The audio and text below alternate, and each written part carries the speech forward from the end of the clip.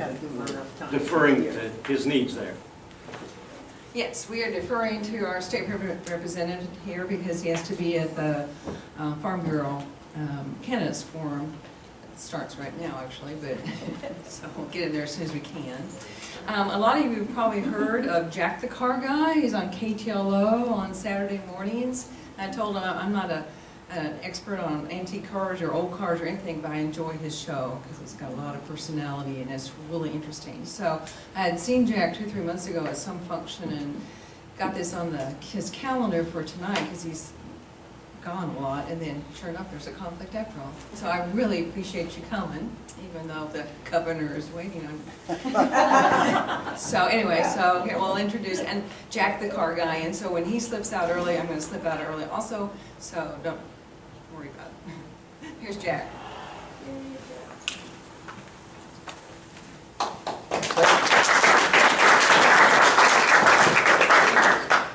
Thank you, David, for that concession. The governor is at the fairgrounds. And, there is a forum tonight. He always likes for the local representative to be there with him when he's in town. So I told him that I had a more important engagement and I'd be there when I could get there. Oh, that's sweet. Maybe I didn't exactly say that. I told him that I was speaking here and I had this commitment. I wanted to come and do this. I've wanted to do this ever since Jennifer asked me. Thank you for asking me. So it is a pleasure to be here. I am Jack the Car Guy. I don't know if any of you listened to my radio program, and if you have and you haven't seen this face, this is it. As good as it gets. This is Miss Pam, the Biscuit Queen, and back in the corner incognito is John Dias and Rick Steiner. They're dear friends of mine. They're on the program with me every Saturday morning. I was surprised to see them both here. Me too. Yeah. Paid by the Sorrells money. Today, if you saw the beautiful write-up that was in the paper and then online, the topic said, as if I was going to talk about alternate fuel cars. And you might think, why in the world would he come to the Historical Society to speak about alternate fuel cars? And that's a good question. But did you know at the turn of the century, the 20th century, there were, the automotive industry had just blown up. It was a new venture. It was a new opportunity. There were over 2,000 registered manufacturers of automobiles in the United States at the turn of the century. 2,000 separate ones. 2,000. Now, to answer the question, why was the title of this alternate fuels?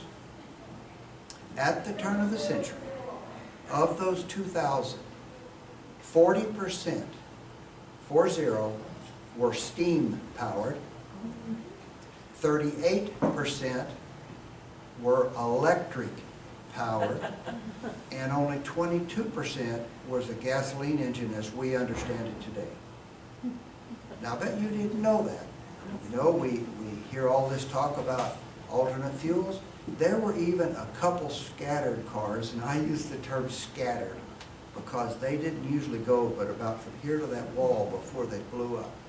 There were hydrogen-fueled cars at the turn of the century. They didn't understand hydrogen. They didn't understand its properties, and they didn't understand how to harness it. They knew it was a combustible, and they were trying to use it. After they killed a few people and blew up a few cars, they went away from hydrogen. Hydrogen is an upcoming segment of the market today. You don't see a lot of them on the road because there is absolutely no infrastructure in the middle of the country. There's very little on the coasts. But I had an opportunity a couple months ago. I was at a convention and they brought some prototype hydrogen vehicles. 3 of them, and they let me drive all 3 of them. And they were a good, solid, quiet, didn't blow up, running car. But the problem of infrastructure is still there. It'll be a few years down the road before we see hydrogen cars, but the reason they would be a boon to our part of the country, because one of the main sources of hydrogen right now is natural gas. They take natural gas and they have a process where they can make it into hydrogen. We have a great deal of natural gas in our part of the country, and we don't have a market for it right now. So that's why they had me come and drive them, and they wanted me to see them. So hydrogen is on our future. In the day, steam cars were very practical. Okay, now, practical is not the right word. Steam cars were the most dependable car that you could get in the day. They took a long time to build up pressure. You'd have to go out and have someone fire up the boiler in the car, get the pressure up, get the steam up, and then you could go chugging off. And once you got the steam up, you could go to where you wanted to go very reliably, very quiet, clean, and cheap. But you had to keep your head of pressure up to come back. It wasn't something where you could go to work, turn your steam engine off, come out the next after work, unless you wanted to spend 45 to an hour, build it back up and drive back home. But 40% of the cars in the day were steam powered, because we just take for granted that gasoline was always here, and gasoline was always as we know it.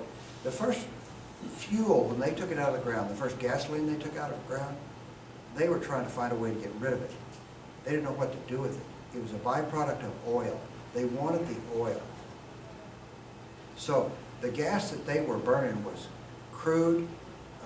They had no control over the octane. Sometimes it exploded and performed. Sometimes it didn't.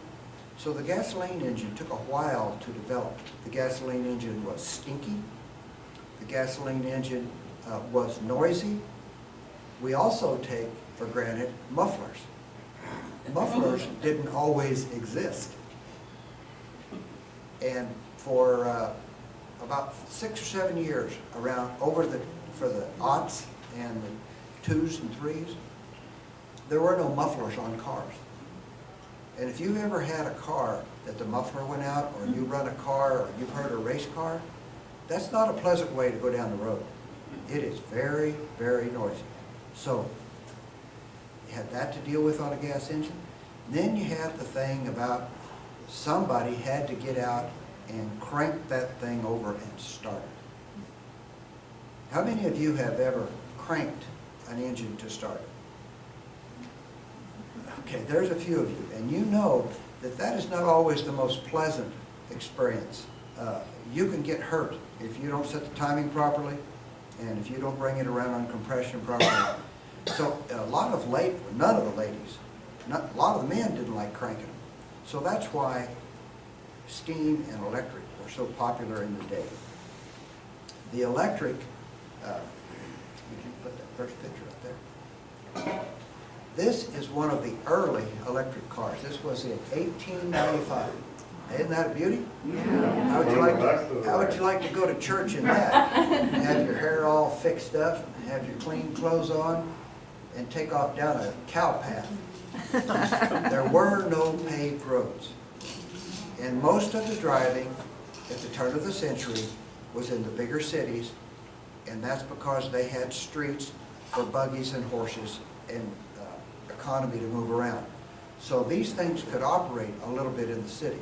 You try to take that spindly thing out and go from your home in the country into town, you would break one of those wheels before you got out of the driveway.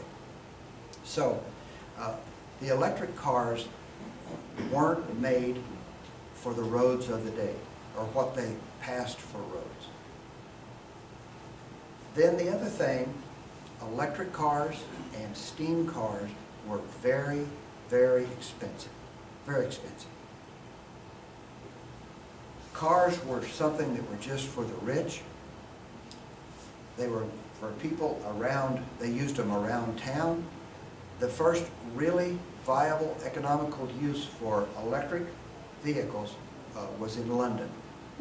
We should credit those people. They had a smog problem that would make LA look like clean air.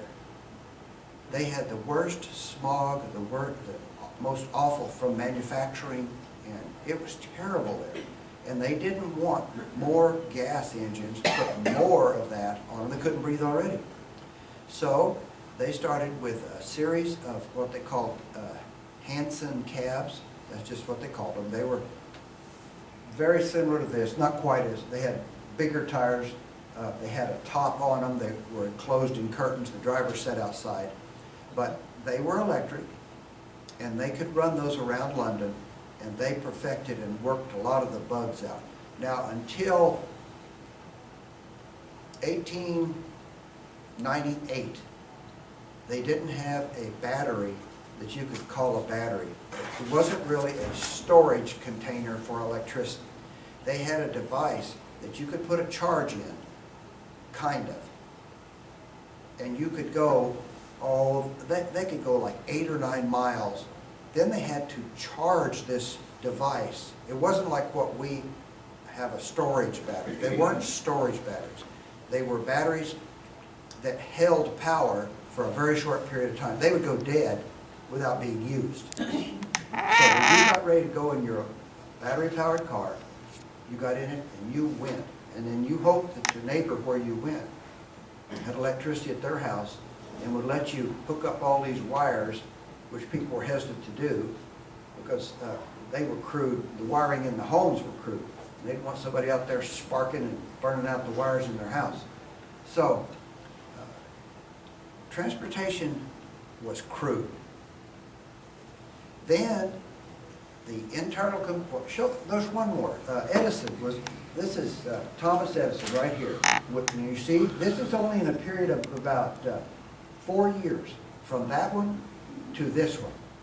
You see, you could see real progress. I mean, progress went like this during that period. Turns on everything. So they had that, but it still was limited. He bought the first of that model. Thomas Edison bought it. He never drove. He never knew how to drive. He was fascinated by the machine. He bought it and parked it. Never drove it. Never knew how to drive. Never learned how to drive. When he rode with his good buddy, Henry Ford. So, that's old Thomas Edison there. Now, we can move along from that. I want to, if I can find it, bear with me. Technology is not my thing. You remember I told you there were 2,000 manufacturers at the turn of the century. All right, I'm gonna alphabetical them here a little bit for you. Just be patient with me. Oh dear. Okay. I had them.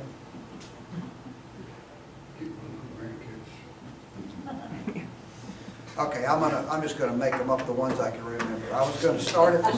They had an alphabetical listing of all 2,000 of the cars that were in production, and I was going to start reading the A's, and it started off like Alpha, Alpine, Alpina, Allard, and I was going to go down the list, and I was going to get to Arkansas Climber. Okay, which leads me to our car of the night. Did you know there was, in fact, a car manufactured in Arkansas? Most people don't. It was manufactured in that building right there. It still stands. That picture is a current picture. It's on 17th Street in Little Rock. A group of men came in there, 3 of them, and put their funds together, bought 20 acres, what they thought was out in the wilderness, because it was on the railroad line. And you know where 17th Street is today? It's a huge industrial area. That's the original building where the Arkansas Climber was manufactured. It was actually a really good car.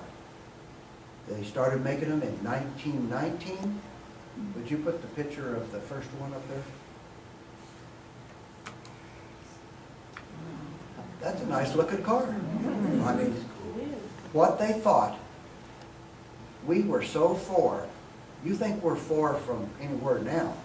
You should have been trying to get a car from Detroit or anything, or anywhere around in 1919.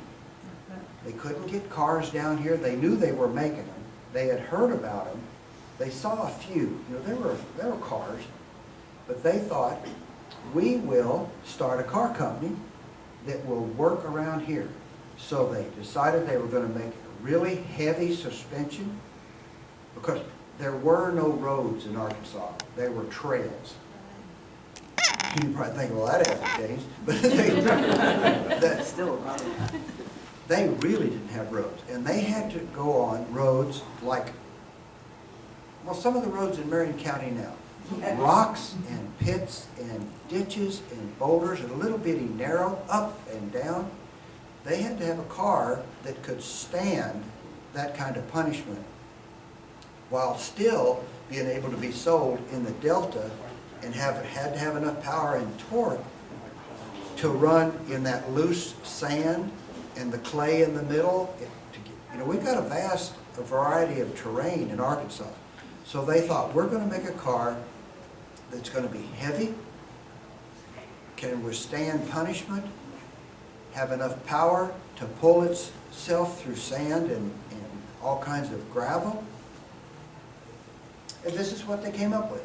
Now, this particular car right here is still in existence. That car, if you want to see it, is in the Petit Jean Automotive Museum down there at Petit Jean State Park. There's only 2 known survivors, this one and the next one. That one's in a private collection. So those 2 have been restored. Now, there were almost 500 climbers made in the day, in their whole production. When they were running at full production, they were making 5 a day. They only made the climber from 1919 to 1924 when they went bankrupt and went out of business. There was a couple reasons that they went out of business. One, they didn't have any raw materials in Arkansas, and they didn't have any source of parts. In Detroit, Dodge bought from Ford, Ford bought from Chevy, and Chevy bought, they all kind of traded stuff around. They could buy nuts and bolts and frames and fenders and stuff. There was nothing here. So they had to go outside, find raw materials and a supplier of parts for everything they needed to build their car. They wanted a real heavy frame. They wanted a good solid motor. They built both a 4-cylinder and a 6-cylinder, which they later realized was a mistake because they weren't funded enough to have different models. They tried to spread themselves too thin. They had a problem with their engine suppliers because the guy they were buying them from was building cars also. And if he made 20 motors in a day and he needed 20, he kept them all. It doesn't matter, he had a contract to ship 5 to Little Rock. So they were up against that. They had a problem with getting their parts. They had a problem with production. They were underfunded. They set up the whole company with a little less than $2 million, which seems like a lot, but in those days, I mean, it takes money to set up a company, and it takes money to get personnel, and it takes money to get materials. And then when they built their car, their finished product, their least expensive model, was $2,230. $2,230 in 1990. That's an expensive car for anywhere. Was really expensive in rural Arkansas. when you compare to the price of a Model T Ford in 1919 was $320. $320. Now, what saved them for the first 2 years, before they started going down, Henry hadn't realized that Arkansas was down here, and he hadn't shipped this away. He hadn't got his machine heading this direction. But I have some numbers I'll look so that I don't misquote them. My wife cringes when I start talking because she says I take liberties with the truth. We've only been married 49 years. I don't know how she could come up with that. Okay. Okay. In 1924, the year they went out of business, there were registered in Arkansas in 1924 6 climbers and 85,529 Model T Fords. I didn't know there were that many people in Arkansas in 1924, but they all had a Ford. So that basically was what put them out of business. And it really was a good car. And I don't have stock in it. But they took one of those in 1922. They had the governor of Arkansas came down to their plant, helped them theoretically start a motor, start a car. They didn't shut it off. They went 20,275 miles all over the South, never shut it off. It took them 46 days of constant driving, never shut it off. They had a team of drivers, kept it idling or running. So it never quit, it never stalled. They kept that motor running all those miles, all those days. They came back and ended up at the Capitol on the steps. The governor was there. Have any of you walked up the steps to the Capitol, up that front door? You can't go in anymore? Okay. They drove it up the steps of the Capitol, stopped it on top on that little platform, and the governor shut it off. Wow. So the car was tough, Yeah. but it was just overpriced, and they couldn't afford to compete, and they didn't have the money to outlast the competition. So the Arkansas Climber, they also made trucks. They made approximately 200 trucks, which looked just like this, except it had a bed on the back, and it was bigger, and they put more stuff on it. They called it a 2-ton. It was the same thing. They just put a bed on it. So the cars were 2-ton cars too. So, and they don't, to this day, they haven't been able to find one of those left. You know they're out there. They're sitting in some field somewhere. There is a climber truck somewhere in Arkansas, but we can't find it. So, that's my little abbreviated talk there, and I'm going to give you a chance to ask me a few questions. You can ask me about the climber, or turn-of-the-century cars, or why am I such a great singer on Jack the Car Guy. I also am, I'm sure you all know, I am your state representative if you live in Marion, large portion of Boone, large portion of Baxter, and a little bitty sliver of Searcy. I am your state representative, and it is an honor to serve you in that capacity. I believe I get more notoriety from being Jack the Car Guy than I do from being a state representative. Does anybody? Yes. In both those pictures, are the back wheels smaller than the front ones, or is that just an optical? No, that's illusion just an that they're that illusion. way? They're the same. They had to be Thought very. they probably were, but I wasn't sure. That's a good question, but in the day, they had to be very careful. They usually gave 2 spares, because when you went out and you broke a tire or a wheel, you were on your own. You had to fix it or have something to change another one. So they had to have them all the same size. Yes? Was the Climber a gasoline engine? The Climber was a gasoline engine, yes, and it was a good running It wasn't fast. You know, they had a top speed of about 40, I think it said 43 miles an hour. But the roads you had to drive on, you couldn't go any faster than that. Any other questions? Yes, How'd they start that? they cranked. They cranked into Yeah, it? it never had an electric start. When did they come up with the electric starter like we have today? Do you know when they come Yeah, up? I do. John? When did they come up with the electric starter?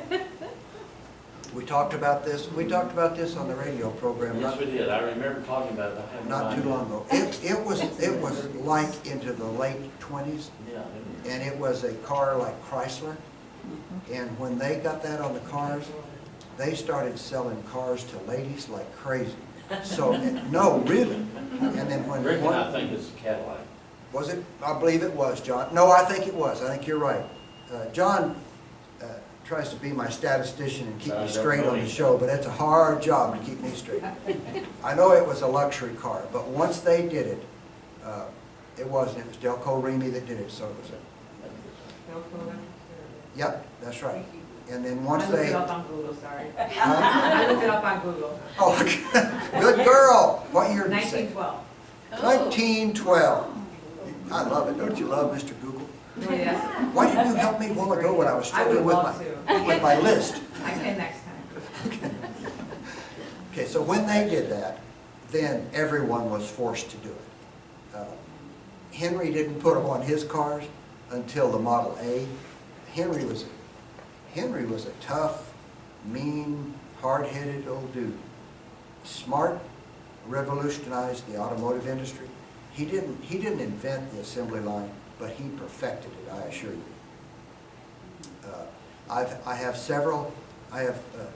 13 or 14 cars right now, and several of them are Model A's, and I've had lots and lots of Model A's, and it is a great thrill to me. I know when I have got an original car, an unmolested car, when you pull the rubber off the floor, and you take the wooden floorboards out, and you turn them over, if they have shipping information on them, it's an original one, because that's what he made the floors out of. He had his parts that he bought from people, he required of them to ship them in containers with a certain thickness and a certain size. He did. And he took those and used them for the floorboards in his Model A's for as long as Model A's were manufactured. Yes? PBS had a program years back saying that the electric cars were driven out of business by the oil and gas moguls, that they kind of squelched the whole industry. Is that really true? No, that's not true. The gas engines did drive them out, but it had nothing to do with the gas industry doing it. Electric cars in the day have the same problems electric cars have now. They're expensive. The range that you can drive them don't fit our driving styles in the United States. Who of us wants to take a cross-country trip in a car that will only get 65 miles and then you have to charge it? Well, now they're getting like 220 miles range. We've got ourselves, we have a Volt, and there's only 5 people that have bought them in the county here. And we love it. We've had it 3 or 4 years, never had a problem. And it's a hybrid, so that if you go to the range, if you go beyond that, it just switches to gas. It's a magnificent vehicle, it really is. See, now a hybrid is a good combination of electric, but electrics on their own, you know, Tesla claims 232 mile range now. A Volt, Spark. John has driven a Prius. He had one of the first Prius ever. He is a proponent, but they have to have a gas engine to make sure that our driving style is met. Because you get out at a motel and they don't have a place you can plug it in. But no, they didn't drive them out. It was the cost, and you probably, well, don't answer because that's a personal question. Almost everyone that buys an electric car gets a subsidy from the government to buy the car. Yeah, we did too. It really was like $7,500. Yeah, and see, that's the only way that they can afford to sell electric cars right now. And in the day, electric cars weren't getting subsidy, and they couldn't compete. And they were just too expensive. And then the batteries, and it's still the same problem today, if Elon Musk ever stops doing foolish things and focuses on his battery plant, he could turn the electric industry around. Batteries are what are holding electric cars back. The batteries that we have available to us now don't have the capacity to do what we as Americans are used to doing. Getting in our car, driving 400 miles, shut it off, go in, go to bed, get up, turn the key, take off, and go the next day. You know, you don't have to get out, you don't have to plug it in, you don't have to worry about your neighbor letting you plug it, or your aunt or uncle, or wherever you go. And by the way, if you want to go to California, just today, I don't know if they passed it. Today in the legislature, they were proposing another $2,500, which would make theirs alone $4,500 instead in California. You just have to be a resident. I wouldn't live in California for $4,500. Yes. Go ahead. Oh, me? Oh, I hate to monopolize Oh, things, but. did somebody else have a question, and we'll get back to this little girl. Anybody else? Okay, your turn. I was just wondering if you have a collection of these old cars. You said something about you've got a couple of Model A's or I Model do. Ts? I do. I have, How many do you have? I don't know, 12 or 13. I have, well, of course, we have a modern pickup that we drive, four-wheel drive pickup, like everybody. And then I have a little bitty Fiat. She has a little bitty Fiat. You probably see it all over town. It's blue and white. It's really cute. We have that, and then I will go around the building. I have a 1950 Dodge. It's like a hot rod, tails down, front ends up. I have got a Model 8 Coupe, 1930 Model 8 Coupe. I have a 1928 Model A Roadster pickup. Oh, I have a 1971 Plymouth, the first new car Pam and I ever owned. We still have it. I have a 1952 Ford pickup with a Chevrolet engine. I have another Model A pickup. I have a 36 Chevrolet sedan. I have another Model A, which is a hot rod. It's called Miss Pam. It's got a picture of her on the cowl, riding on a bomb like a World War II aircraft. Then I have another Model A sedan over in the corner. I'm sure I'm missing something, but that's... Did you say the whole? So, I've got more than my share and a very patient wife. We have a rule around our house. I can have all the cars I want as long as I keep them out of sight. where do you keep them? I have a 10-car shop under my house and a barn that holds 4 or 5 more. Do you give tours? I'd like to see Sure. some of those. Any Saturday morning from 8 to 9, you can come out and listen to the program, and Miss Pam fixed breakfast for anybody that I'll have a No, field she trip. does. Yeah, I do. That's how I met Rick Steiner. One time I made a mistake on the radio. I said, well, anybody that wants to join us for breakfast, Miss Pam's making biscuits this morning. Well, after the show, I look out there and here's this guy in his Volkswagen bus. It was him. I haven't been rid of him in 4 years. They're good biscuits. Yeah, good biscuits. All right. Any other questions? Well, you have been a wonderful audience. I hope I taught you something that you didn't know. I appreciate you letting me come.